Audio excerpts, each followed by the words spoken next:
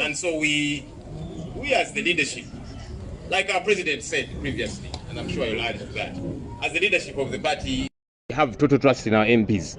So like I said, when you don't see an MP at a press conference, stop being crazy that now that one must have eaten. For heaven's sake, there's a lot of work that they have to do. I'll be honest, sometimes we actually prefer them out there, doing work, connecting with the people, and so on, as opposed to being here. We like them to be here. We are very happy when our leaders are here. But when one or two or a number of them are not here, like some notified me, they won't be able to make it because they have certain engagements in the constituencies. We are happy with that. And so let's not begin to lose focus. Let's not be derailed by some busybodies, some attention seekers out there. Let's remain focused. Our MPs are very focused, I believe, and we believe they'll continue that way. Shamimu, CDF atusubira. Ofisi ya CDF ne ofisi ya Minister owa Defense zino ofisi za Uganda, their public offices. Nti kakati muna Uganda yenna abayina ensonga asobola okutambula n'agenda ku office zino, office za Uganda. So tetulina kusooka kuwandika kiwandiiko, anti kakati enkya tugenda baleetera ekiwandiiko, leero ne tutwala ekiwandiiko nti tugenda kuleeta ekiwandiiko enkya. Nedda tekyetaagisa. Zino office za Uganda tugenda gendayo nga Uganda, ate nga abakulembeze okutwalayo kwemulugunya, ate n'okuteekayo demands nti abantu baffe abazze bakwatibwa units z'amagye CMI, SFC, ISO n'abalala, kubanga David Muhozi nga CDF yabakulira, of course ne Minister of Defense. So tetwetaaga kusooka kubabulirako. Weewaawo tuli ku live bakitegedde nti tujja katusuubire bajja twaniriza bulungi tuteekeyo okwemulugunya kwaffe. Mukulu bate ba MP baffe tunaabakuuma tutya obutalyange enjogera ennaku zino. Omanyi kinayo bannaffe abatannafuna nnyo byakukola, so kati baagala okwefuula bize. Weefuula otya bize? Nti bw'oyogera ku NUP oba abakulembeze ba NUP buli omu ajja kwagala okuwuliriza. Abantu munnange abamu banoonya zi likes ku Facebook pages zaabwe, banoonya subscription ku YouTube channel zaabwe. Kyovuddwa abaogera ebintu ebisasamaza. Naye ffe tujja basabanga omukulembeze waffe bwe yayogera luli Bannayuganda tusigale ku mulamwa. Ensonga ezitalina makulu tetuziwa nnyo. Kubanga omufeera ajja genda wali ku YouTube channel akwata akapapula. Kati nina listi eyaba abafunye sente ba Museveni n'atandika okusoma. Talina bujulizi bwawa amala googera kubanga mwena mujja kwagala okuwuliriza. Ani eyalidde? Ssenyonyi kwali ku listi. Banaye tusigale ku mulamwa. Abantu abatalina nnyo byakola ate tetubeegattako naffe kubanga tubeeraawo nga tuli idle and disorderly. Tusigale ku mulamwa tukole ebizimbe eggwanga lyaffe. Ababaka baffe ffe tubalinamu nnyo obwesige nnyo, ababaka ne bameeya, abakansala n'abakulembeze baffe ab'enjawulo. Kyovuddwa abantu baabalonda kubanga babalinamu obwesige. So kati omubaka bwe batomulabe wano ku press conference noddeeyo n'oyogera ebitategeerekeka nti teyaze ku press conference ekitegeeza yalidde. Tetwabalonda kubeera ku press conference, twabalonda kubeera abantu ate tuli basanyufu ne bameeya nalayira mwattu bali eyo baweereza abantu. So ffe tusingana kubaagala eyo mu field eyo mu constituencies zaabwe nga baweereza abantu.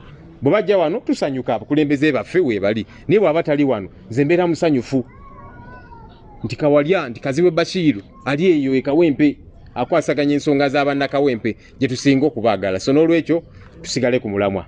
Sebo President.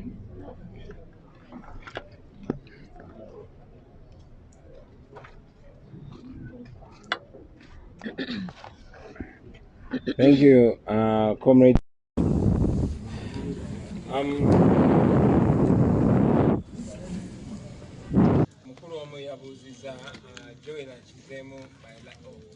I'll start with English. Some journalists asked what we hope to achieve by taking a demand letter to the Defense Forces and the Ministry of Defense, and whether we are even going to reach there. I'm glad that Comrade Joel made it very clear that these are public offices. Every Ugandan, I repeat, every Ugandan is entitled to services from these offices. These are public offices. Zino offices za government zina kuweereza abantu. Era ze zikwatibwako ensonga eno because these people were abducted by soldiers. We might They might abuse the law now, but we want to go on record having done the right thing, having reached every step. So it is not in vain that we are, going to these offices, because everything is being recorded and we want to tick every box, ladies and gentlemen.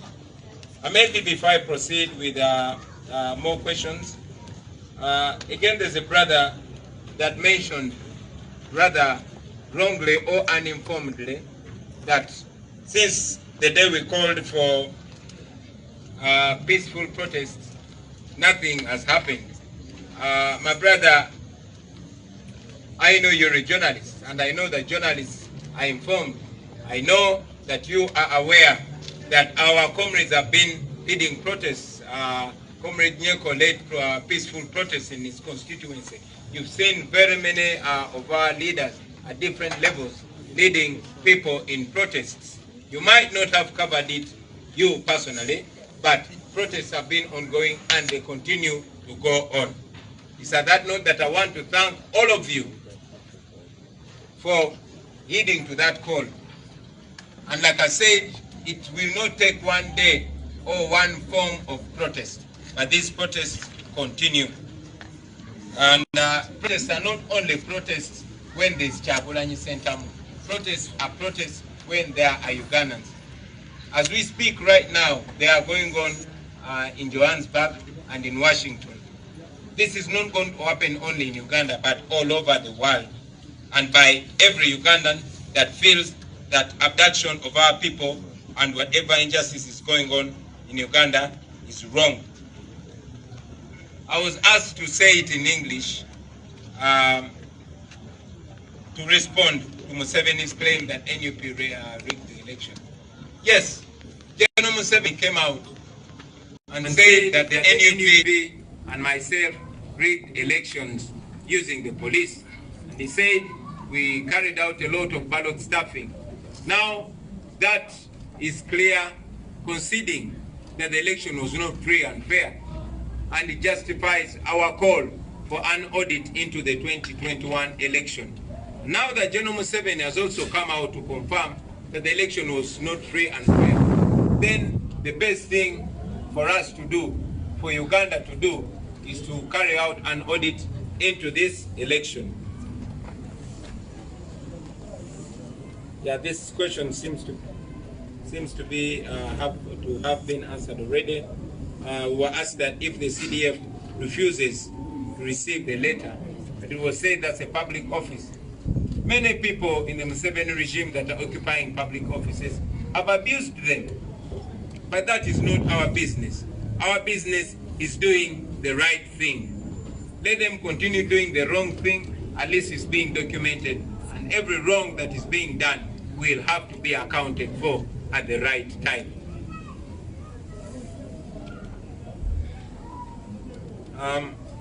Somebody seemed to mention that the curfew is justified. I insist that the curfew is not justified. General Museveni uses the curfew politically whenever he feels scared of the people. As we speak now, thousands, if not millions, are in town, packed. Now there's no scientific explanation of whether the COVID-19 virus is spread only during night and not during time.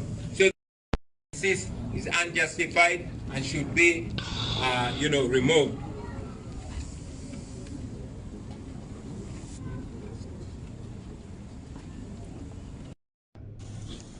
Somebody mentioned that some of the people that have been resurfacing were not on the government list. Yes, many people were not on the government list, but were on ours.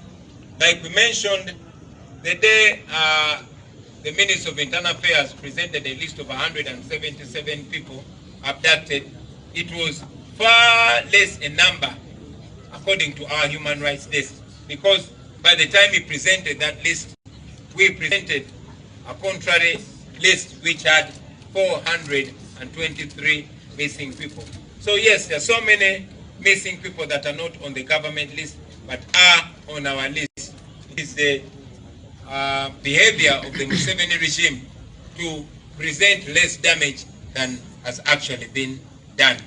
Therefore, it is our duty to ensure that everybody that has been abducted, everybody that is missing, is accounted for. Now, this brings me to the question of the blackmail of our leaders. I will mention it very, very importantly, and I thank Comrade Joel for having asserted it, but I'll add my voice to it. It is absolutely wrong to have blackmail amongst ourselves. Those that have studied General Museveni and the way his regime operates, one of their tactics is planting distrust amongst the forces of change. This one is a more, this one is this and that. That is General Museveni's style of operation, ensuring that he plants as much distrust amongst the forces of change. And now he's at it again. We discourage that. We know that there are very many bloggers that are out there to plant seeds of distrust. We continue to ask them, who do you work for? Again, I've noticed with disappointment a couple of our comrades in the struggle that have been recklessly pushing rumors of compromise against our leaders. I want to inform you, comrades, that that is not representative of us. Ebyo bye mwogera tebikiikirira ffe mikwano gyaffe. Omuntu yenna alwanirira obwenkanya, alwanirira eddembe, asooka ku strengtheninga balwanirizi ba ddembe banne. Oyo yenna ateekawo okwawukana yawukana mu forces of change mwabo abawalanirira eddembe aba akikola kuyamba mulabe so si kuyamba lutalo lutulimu okutaasa eggwanga lyaffe. Therefore, I want to remind you that, like we've been saying, we see and judge people by their actions, but not by the rumors that are being spread around them.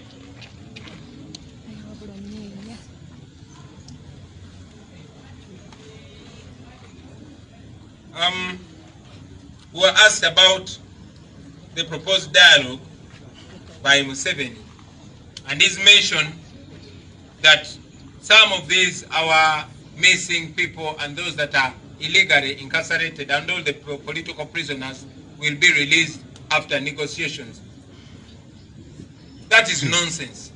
Ladies and gentlemen, it is the free people that negotiate, not prisoners.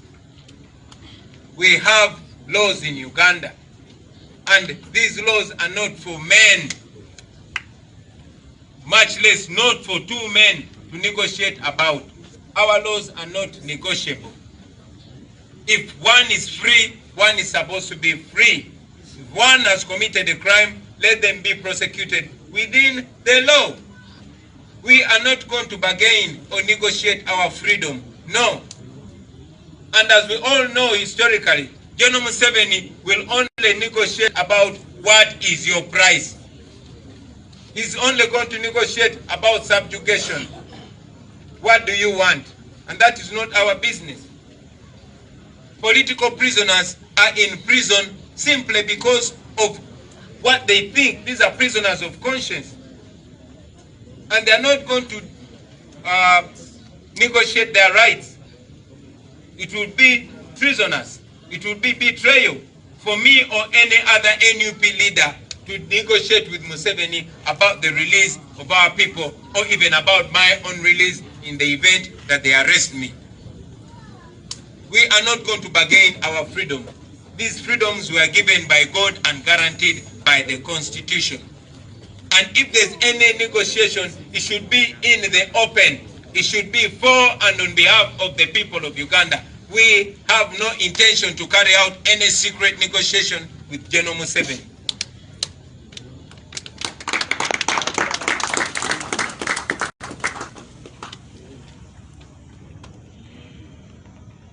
I'm glad that Comrade Joel has already responded to the diversionary talk of speakership. That is diversionary. It is not really worth our time. Because as we speak now, we are demanding for people that are being tortured, that are being castrated, that are being raped in custody, that are being murdered by the state. We cannot bring unnecessary talk now when there's so much important business to discuss. In any case, we won the election. Why don't we discuss about who I'm going to make minister and when I'm going to abolish the RDCs?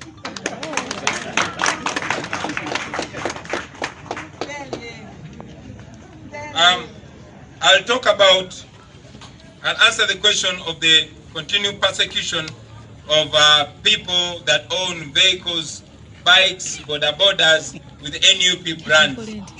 Yes, we have noted with concern the continued persecution of Ugandans that have T-shirts, that have vehicles with stickers and brandings of the National Unity Platform, and the young men and women that have dreadlocks. They are being rounded up, they are being hounded left, right, and center. They are being persecuted because of their appearance and because of what they support. First of all, the National Unity Platform is a legal entity. It is a legally registered political party. And with pride, a party that won the 2021 elections.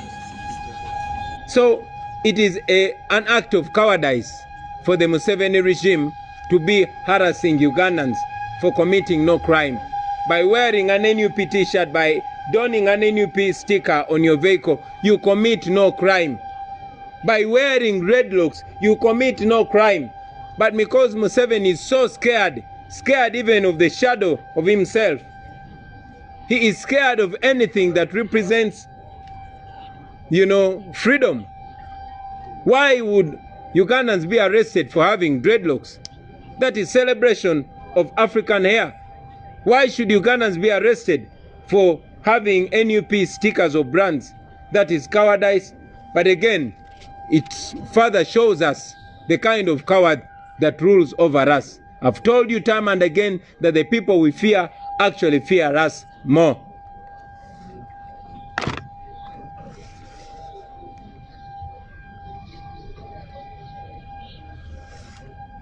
Yeah, we were asked what the status is of our missing people. Ladies and gentlemen, numbers keep changing every day. The abductions and the kidnaps continue every day. The illegal arrests continue every day. Right now, 512 people are still missing, including the 423 that were submitted in Parliament on the list. And those 423 include the 89 who were also on the list of the minister. Since we called for the peaceful protests demanding for our people, among many other things, 44 have resurfaced. Although many have been tortured, many have been intimidated not to talk about the experience under captivity, but 44 have resurfaced. Therefore, ladies and gentlemen, mwongezo omuliro.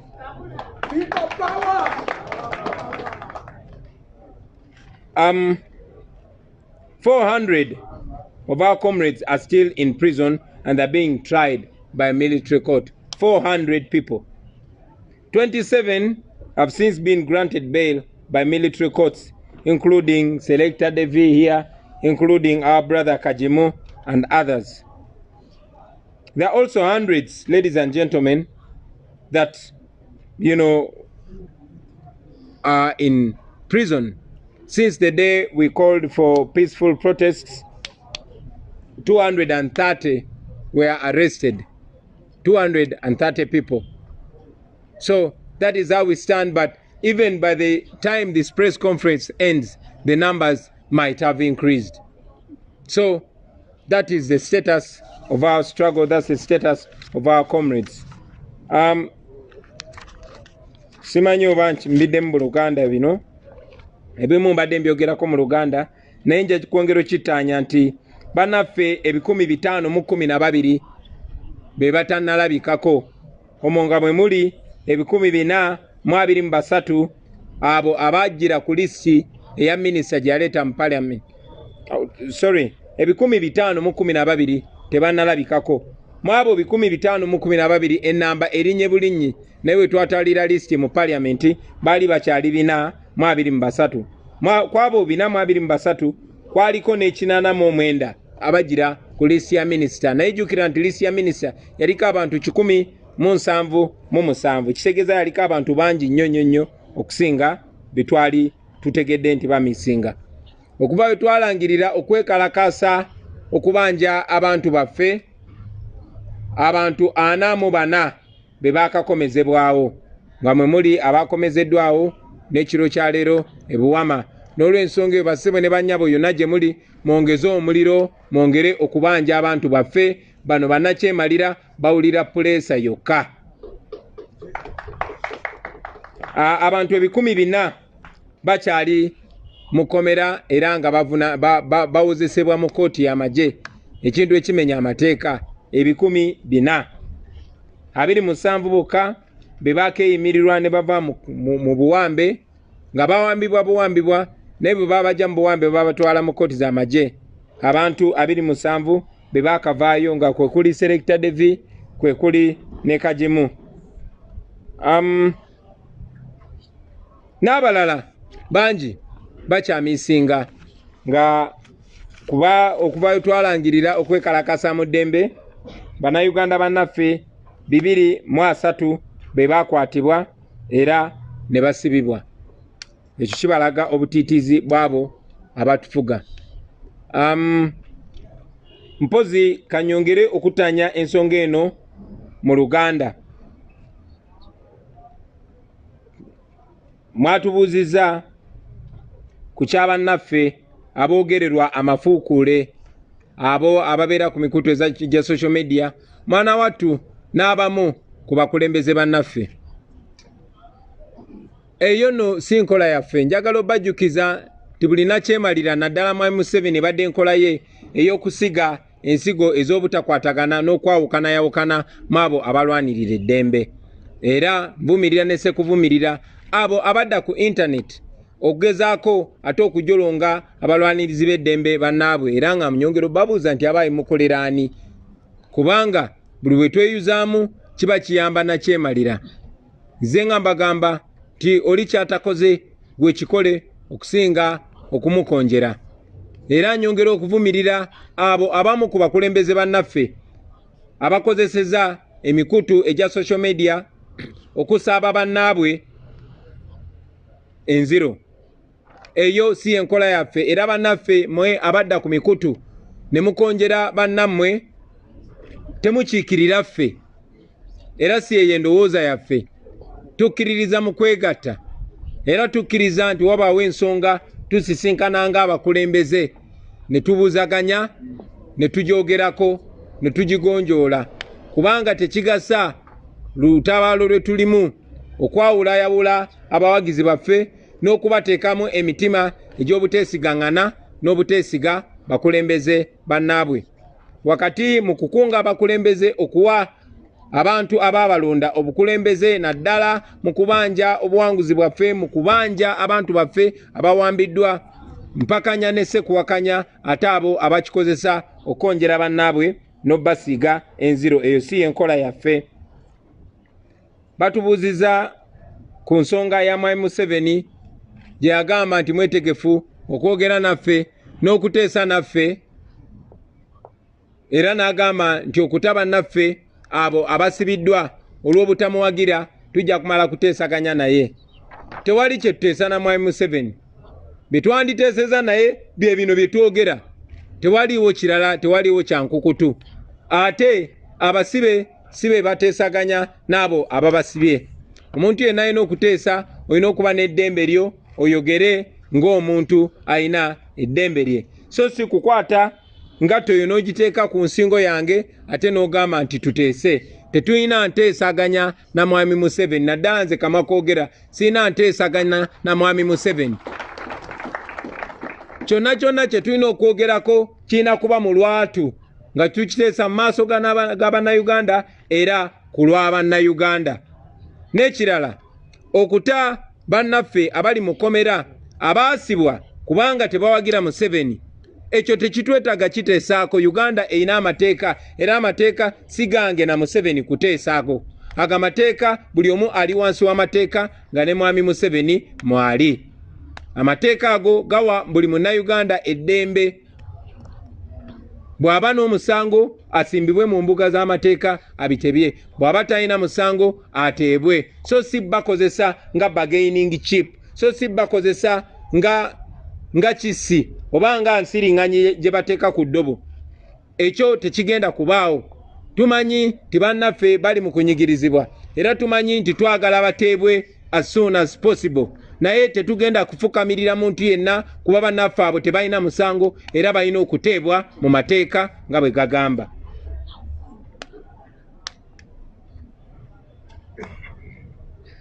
Nja kusembayo nga nziramu ekibuuzo ekya abo bannayuganda bannaffe abagenze batulugunyizibwa nga bakwatibwa emmotoka zaabwe, piki boda olw'okubeera ne stickers oba n'ebiwandiiko oba n'obubonero obulaga obuwagizi bwa NUP. Ne bannayuganda bangi abalina dreadlocks oba enviiri ez'abarasita bagenze bakwatibwa. Ekyo kikulaga embeera gye tulimu, kikulaga endowooza n'obwongo bw'abantu abatufuga. NUP kibiina ekiri mu mateeka era munnayuganda yena waddembe okukiwagira. Ne kubanga mwami Museveni atya ate mumenyi w'amateeka akozesa ekifo kyalimu mu bumenyi bw'amateeka okwongera okumenya amateeka. Ekyo kikyamu tukivumirira, neera njagala obategeeza nti buli anyigiriza abannayuganda olw'endowooza yaabwe ajja kisasulira era ajja kuddamu ebibuuzo ng'ekiseera ekituufu kituuse. Njagala okwongera okuvumirira okwata abannayuganda olwa fashoni y'enviiri zaabwe. Kikulaga nti mwami Museveni atya buli kintu ky'atamanyi. They fear what they don't know and they hate what they fear. Naye tetujja kupowa, tetujja kuusa mukono, tujja genda maaso paka nga tuuse ku kiseera buli munnayuganda ng'asobola okweyagalira mu nsi ye nga tetufudde ku nviiri kizayina oba ku kibiina ki kyawagira.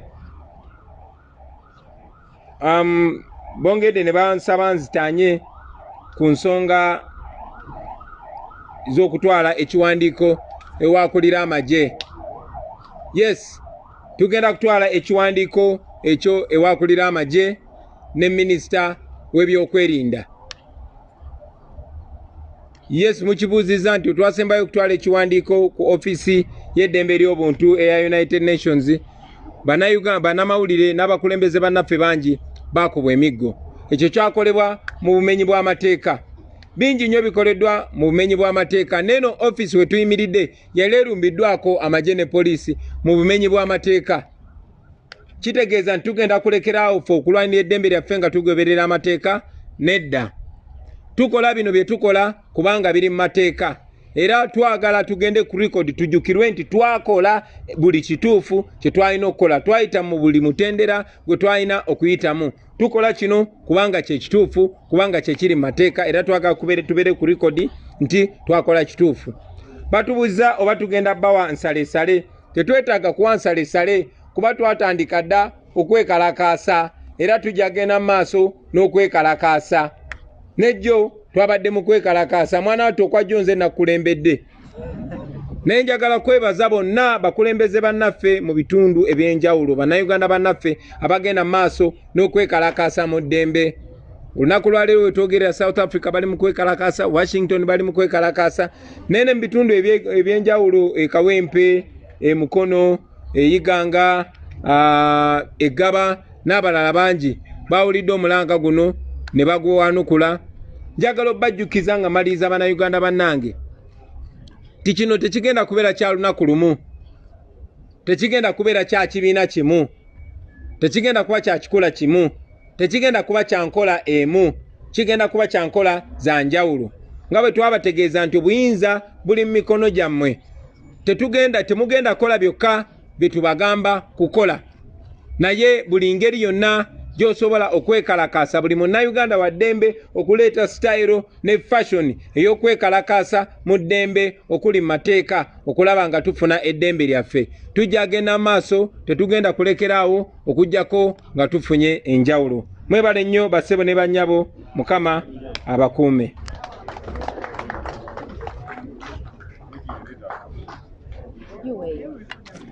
Thank you, Mr. President. So the President requests to have a very brief meeting with MPs and mayors, very briefly, and then we shall set off to go to Mbuya. So the media, you'll give us about 10 minutes for that quick meeting, and then we shall set off to go to Mbuya to deliver these demand letters to the CDF and the Minister of Defense. Let's stand for the national anthem.